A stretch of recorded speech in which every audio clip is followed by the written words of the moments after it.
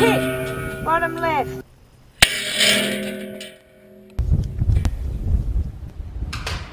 Hi everyone, it's Sam here at Mark's workshop in my other uniform doing some of my other job here in the office. I just want to say a big thank you for people who've sent in support for 4AW. We're very grateful for that, and you'll be getting a sticker in the mail shortly. Every little bit helps to make the ends meet, so thanks very much. Well, that's just it. Okay, going to zoom.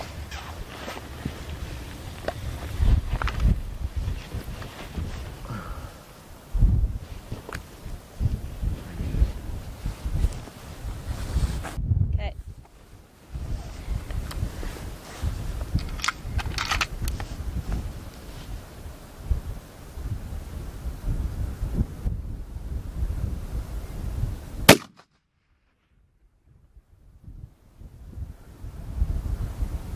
Left. One target left, level with bottom edge of plate.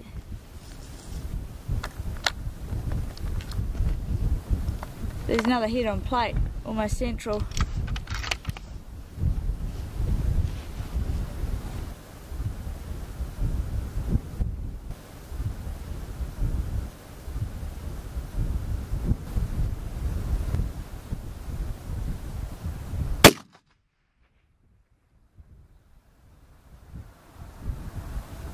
Hit, 9 o'clock, 2 inches left edge.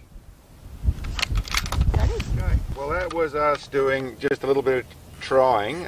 We're testing some GoPro footage. We've actually been back and checked that wasn't really working.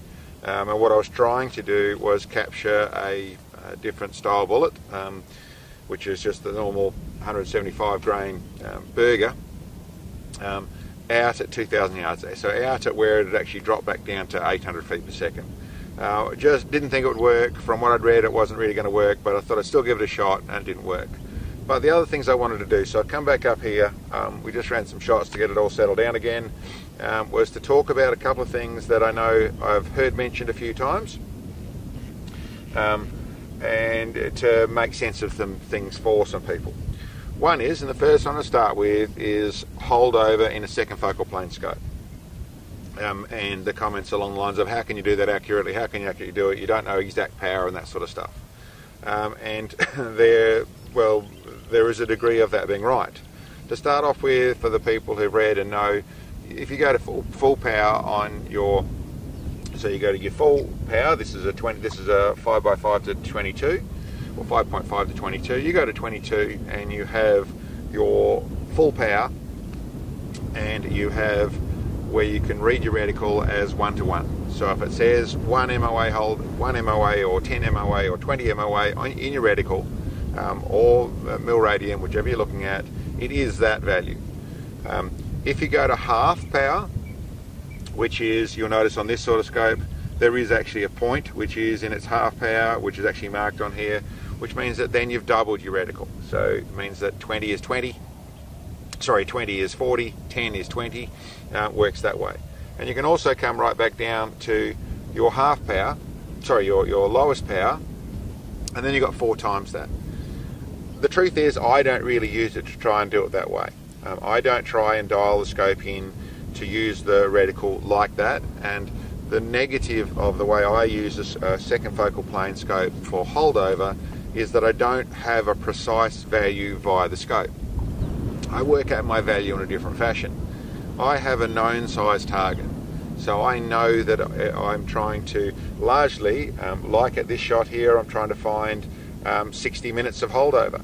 So I want as much as I can possibly get, well, not as much, but I want a lot of what I can get. I come back to a minimum power, and I could then go through and look at my scope and say, okay, I've got 80 minutes of holdover. If I go to the 20 value and I come back up to a certain degree, and that's roughly where I'm shooting.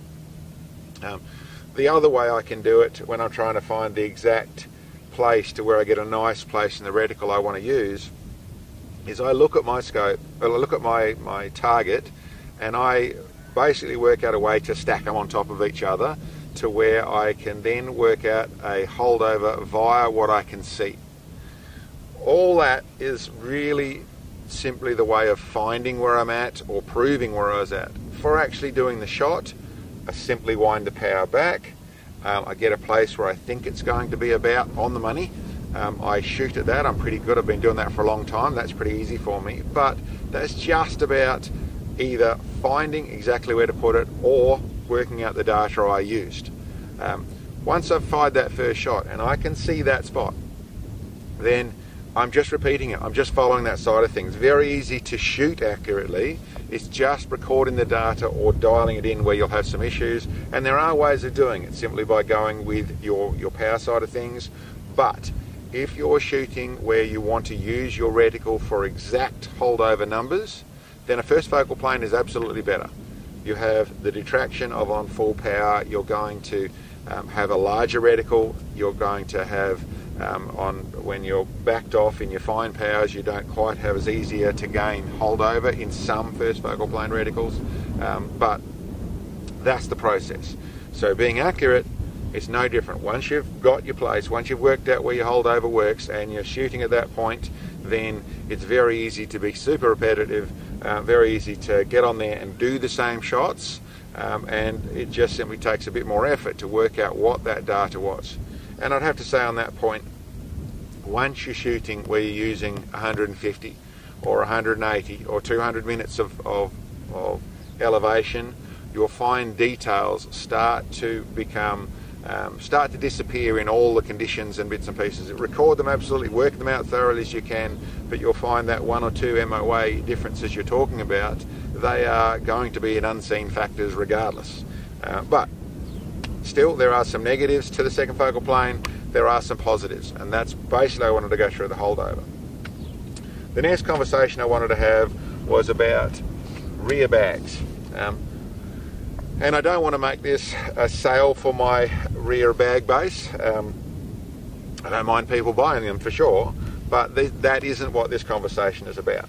What this conversation is about is the logic of a rear bag, which I think a lot of people are a little bit confused about.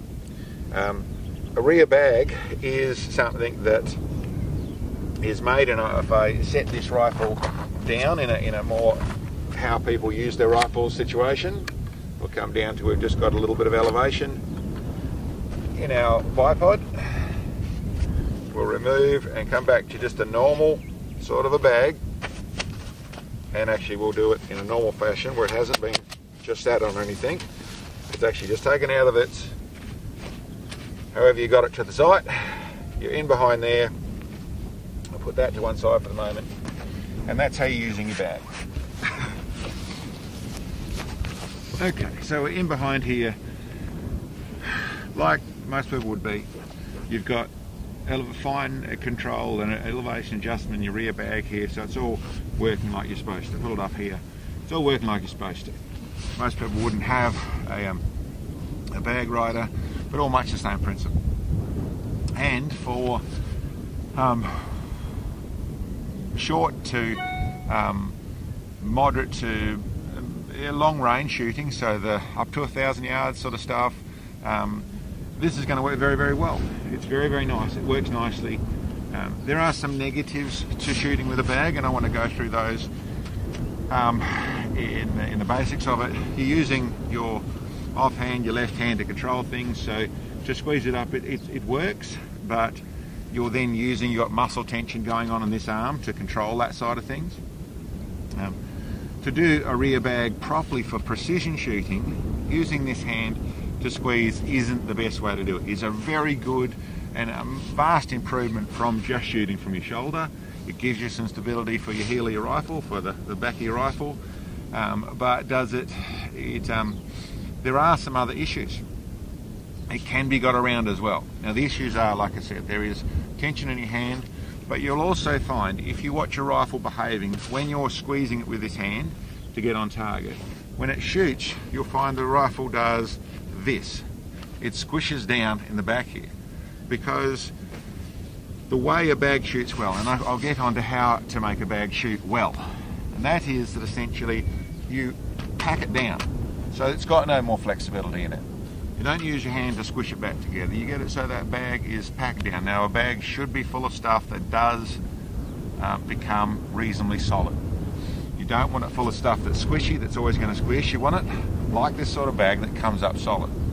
And obviously, and I'll go through that in a bit more detail, you can use, and the likes of, one of the most precise ways to shoot is the likes of the F-class shooting, where they run a large skid mounted front bipod, and they have a solid rear bag.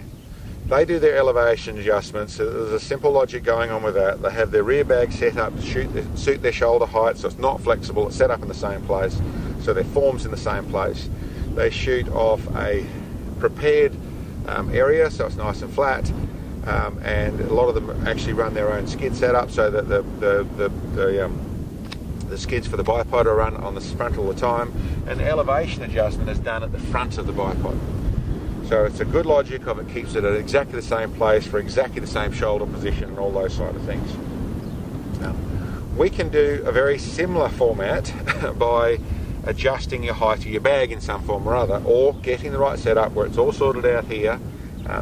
It comes into the problem if we're not in the same position, we're not shooting exactly the same place, where we need to have that fine adjustment. So in the early days, I did that with different styles of bags, and I had little packs and things on the back of it, and I would find that I would pack it all up and I'd get it to a certain spot and it would do a couple of shots, it would still work down. That is where I went with, once again, not a sales pitch, but that is where I went with my adjustable bag base. So essentially it can sit on this thing and I can adjust it. I can adjust that elevation to where I'm getting my fine elevation here. Now, I've heard people talk about the fact of, is this is changing your shoulder position, changing the height of things. Well, yes it does, but you don't try and go too far. The fact we have a lot of adjustment is because this is for out in the field, this is for varying height, varying positions, varying bits and pieces, and you're still trying to make it work inside your frame. Your shoulder position, I encourage a more elevated shoulder position. So rather than this down here, where my chest is on the ground and I'm down low and I'm bent my neck and things that I don't really like, I encourage where I raise this up. So I've got it up quite a bit higher on the base, I'm up higher, I'm on my shoulders, I'm on my elbows, so it's I've still got a very strong platform, but I got things up. I want my head up. Everything is up to where I'm not stressing as much in my unflexible larger body, that I'm not stressing things, I'm not hurting neck muscles, I'm not doing that side of things, but I've lifted it all up. But that's what that design is. Where that conversation came from, I went off on a bit of a tangent then, but is that what I'm making is that this rear bag is solid. You'll notice, sometimes I'll show it where I'm setting up to do shots properly. I'll actually put this into the bag on the base and actually squash it in. So I want this to where I can feel the sides of my bag have tension in them. It's not moving. But this is to get that cycle, that nice straight forward and back cycle out of it. So that's one side of things with the bag and understanding how to use it. It is the hand crimp thing is a nice simple thing. There's some really nice bags with back straps on them that you can put in behind here, and for really your 500, 600, 800 yards sort of stuff, they work very well. Once you're in the extreme precision side of things, and really for most ELR, you're really talking about trying to gain extreme precision. We're trying to talk about at 600 yards, if you're half an MOA, a quarter of an MOA low, you're down by 2 or 3 inches. You know, it's not a big issue. You're going to hit your target. And normally you'll have adjusted for that, and your data's compensating it because you're regularly shooting in that sort of format. But there's an inconsistency there that can happen simply out of the fact that your bag is squishing because you're using your hand to push it up, the rifle's pushing it down. Your hand's pushing it up, and the rifle's pushing it down. Plus you've got your tension in this arm that's actually holding that. Once you're shooting 2,000 yards, 1,500 yards, 2,000 yards, 3,000 yards, 1 inch or half an MOA at 2,000 yards is 10 inches low. 10 inches, that's a fair bit. So on my 24-inch plate, a dead centre hit, I just hit it if I was lucky. If I didn't have a little bit else on my side and then I missed the thing. And finding one MOA, so one MOA of movement is not much to have when you've got the rear of the bag moving. And of course the other thing that happens is by having that little rock, your muzzle can be rising further, all sorts of other stuff. Last bit in that conversation, and what that conversation moved into, was the way I tend to do it, and I'll set that rifle back up as to what I'm quite comfortable at. I won't go quite to my 2,000 yard position. I'd go to a normal, maybe 1,500 yard position and work in this spot. There we are back here. You notice on this ground here, I've actually using, this still comes down to where it's hard on the ground, but I'm using this front strap for support, because otherwise this bipod skids forward. I'll put in my bag base up here. So that's how I'm doing. Pack it down here, that's in there, that's going to cycle backwards and forwards like I like to. You'll notice my body position behind the rifle is lifted up. I'm running it, the butt pad is sitting on my collarbone, so it's in here nicely. My head, my straight forward position, if I just relax my head and let it come straight out of the top of my body, is like this. I'm not moving it very far to get up onto the scope. Another detail I want to touch here is I've for a long time now said that I like to run the scope higher, because I do, and that's largely about not having to tilt my head over so far, so it's up high. There's another feature which I have not mentioned, and it's something that I've only fully understood the more I watch other people and more I watch what's going on, is that by having my scope higher, it lets me run my butt pad higher. By running my butt pad higher, well, there's two things. And that's probably the wrong way to say it. I shouldn't say it lets me run the butt pad higher. I really want my butt pad to run where it's in line with the center line of the push here. But the butt pad is just the butt pad, it is not my shoulder. So if I have this up nice and high, but I have the scope down really low, then what will tend to happen is my shoulder's going to mate up where my head is comfortable. And I want my shoulder, I use my collarbone, like I said, I actually sit it right on the collarbone side of things is where I actually let the rifle push. By having the scope up higher, it lets my collarbone naturally sit there. I'm not trying to squish my head down to get it in the right place, and of course I can't really feel where my collarbone is touching. If it's touching here or touching here, it doesn't feel any different to me. But by running that scope higher, I tend to naturally end up with it higher here, my collarbone higher here, which ends up with a flatter cycle of the rifle. And as I've said before, there are no negatives to running your scope higher. Once you've probably got it up at 6 inches, okay, you've probably gone too far. But in the 2-3 inches of scope centerline, there are no negatives. There's no more elevation needed out there. There's actually less elevation needed if you want to run it into your ballistic app and see about scope height how much it matters. So there, apart from point blank shooting, there's no negatives. So in actual fact, the whole, for my thoughts on things, it is actually having a scope higher on that score is a good thing as well. Last thing I'll say, or what part of that conversation is, where I've actually got this information is out of what I found and I learned myself is where I've really initially brought this side of things. Having the scope higher made sense for everything I was setting up and what I wanted to do. But it's all fairly logical stuff, but more and more so I get emails back, I get comments back from people that are starting to adopt what we're doing.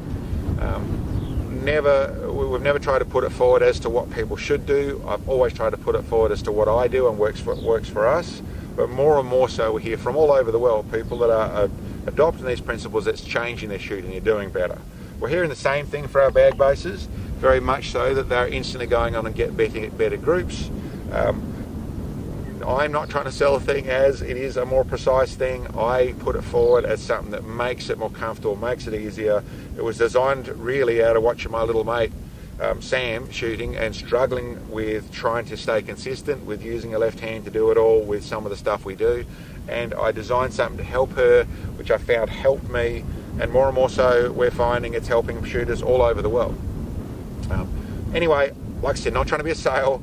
It is what I use it for. It is about the concept of what we're doing here, but certainly a high scope and a properly packed bag, having that bag so that it is then packed, it's going to cycle properly, what I found very, very important details for getting precise shooting. That's part of the reason why I can hit a target at 2,000 yards with something as silly as trying to use a 308. Anyway, guys, thanks for checking us out, and I hope there's some help in that. I hope that wasn't too long-winded, but yeah, we'll catch you next time.